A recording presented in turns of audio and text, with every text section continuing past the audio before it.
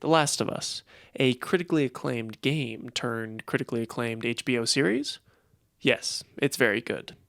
Let's talk about it. The Last of Us has been itching for an adaptation, whether that be a movie or a TV series. At one point, even Sam Raimi was attached to direct a movie adaptation, and with all the details leaking out about that, I am very glad that did not come to fruition. Although it would have been kind of cool to see Sam Raimi's take on this universe. But with those details leaking out, it does make a lot of sense why it did not come to fruition.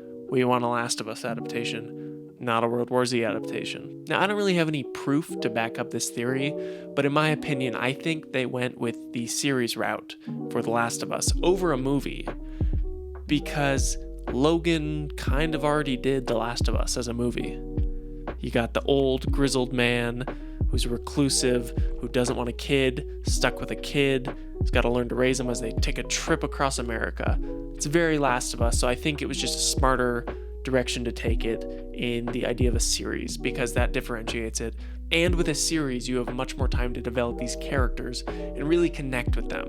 I actually mentioned this HBO Last of Us adaptation way back when in my first video for this channel, back in the video game adaptations video. The new Last of Us HBO series is a given. It'll probably be somewhat successful because The Last of Us is already trying to emulate Hollywood films. It's translating that cinematic language directly into the video game. You play a level, you play a sequence, you watch a cutscene. Back then I predicted this would be an easy slam dunk, and so far I am correct in that assumption. I'm going to take a wild guess and say this adaptation is going to be at the same quality for the rest of the season that it was for this episode, which is very high. This is a very good show, so far.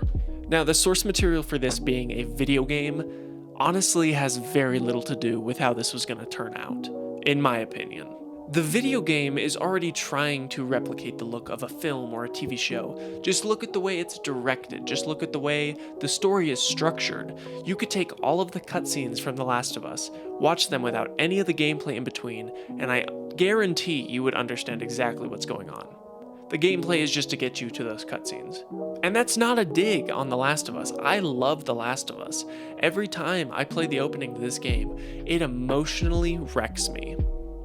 And I love the world and the gameplay and yada yada yada yada yada. You're not here to listen to me talk about the game.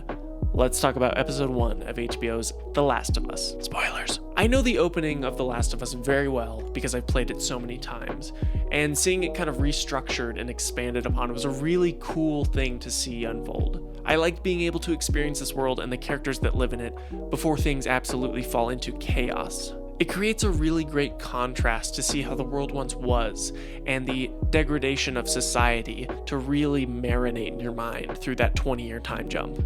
To the fans that have played the game that are not interested in checking out this show, I would highly recommend you checking it out. It's not an exact beat for beat. There's quite a bit of reshuffling, and I think it's all really well done.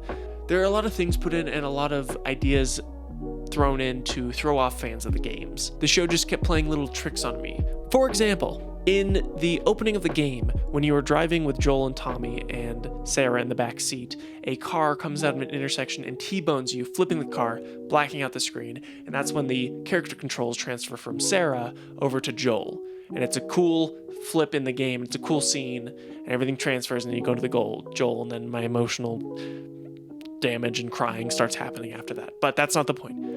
Your T-bone flipped, that's it. In the show, they changed it up a little bit. They're driving and a car almost T-bones them and just completely breaks. And then in my head, I'm watching it. I'm just like, that's the car that hit them. It missed. And then it shows them pulling back. They flip around and a commercial airplane is crashing behind them on one of the main roads. And a large piece of debris flips the truck.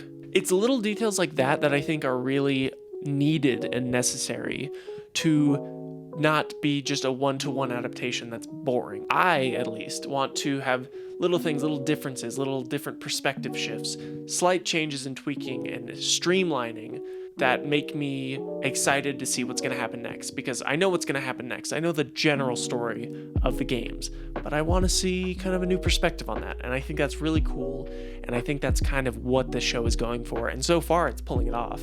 I am really loving this cast so far. Pedro Pascal was someone I did not even think of when they were making this show, but once he was cast, it honestly makes a lot of sense. Pedro Pascal does love playing a reluctant father with emotional baggage, so clearly he's a good fit. I haven't seen enough in the episode from Bella Ramsey as Ellie to really formulate an opinion, but so far so good. She was only in the episode for maybe 15 minutes, so definitely not enough time to formulate my opinion on her iteration of Ellie. The rest of the supporting cast does do a really great job of making this world feel truly lived in. This miserable, sad world that makes me very upset and not want to live in it. It's very sad. And it makes me sad. If you don't like depressing shows, don't watch this one because it's just gonna get sadder from here on out. They tightened a lot of story elements and tied together a lot of thematic ideas in this first episode that I really liked. I do like the idea of Joel actively seeking Tommy and trying to get in touch with him and find him because he hasn't heard from him in a few weeks, rather than in the games. If I'm remembering correctly, if I'm not, let me know in the comments, but if I remember correctly, I think he just kind of stumbles upon Tommy. But in the show, they make it to where he's actively searching and hasn't heard from him in a long time. And that's what he's trying to get parts. He's trying to get parts to leave the area he's in to go find Tommy. And I think that's a cool change that gives him a little more agency in the story. So one of the thematic ideas that I really liked was the idea of having that police officer character pointing a gun at Joel with a flashlight on it and like getting ready to jump on that trigger. And in Joel's head, it's flipping back to that same moment that he had with Sarah when she was killed, and having that just set him off to where he goes into tunnel vision. I think that's a really cool story element that they tied in that wasn't in the games. That's a cool addition they put into the show. The visuals barely need a passing mention. They look great. It's HBO budget.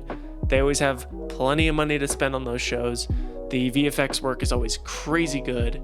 Not too much VFX work, especially on Infected, we haven't seen yet. But I'm really interested to see how much practical effects they're going to do, especially with the clickers or the bloaters, because I want to see some really cool practical effects. I would just love to see something like that, especially in such a nice looking show.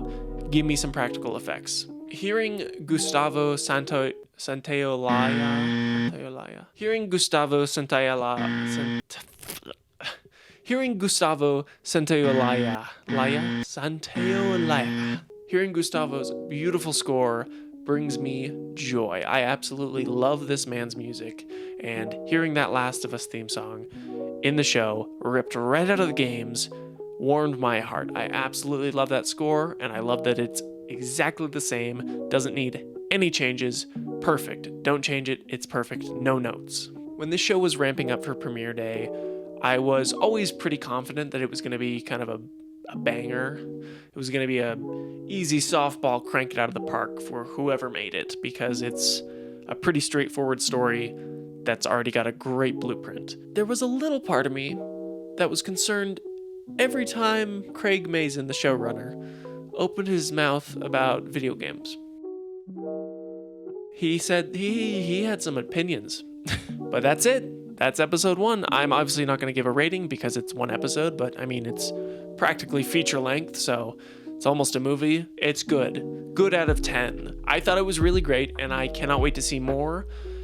Tell me what your thoughts were down in the comment section down below. I would love to hear them. If this video does well enough, I will review the whole first season when it is completely out.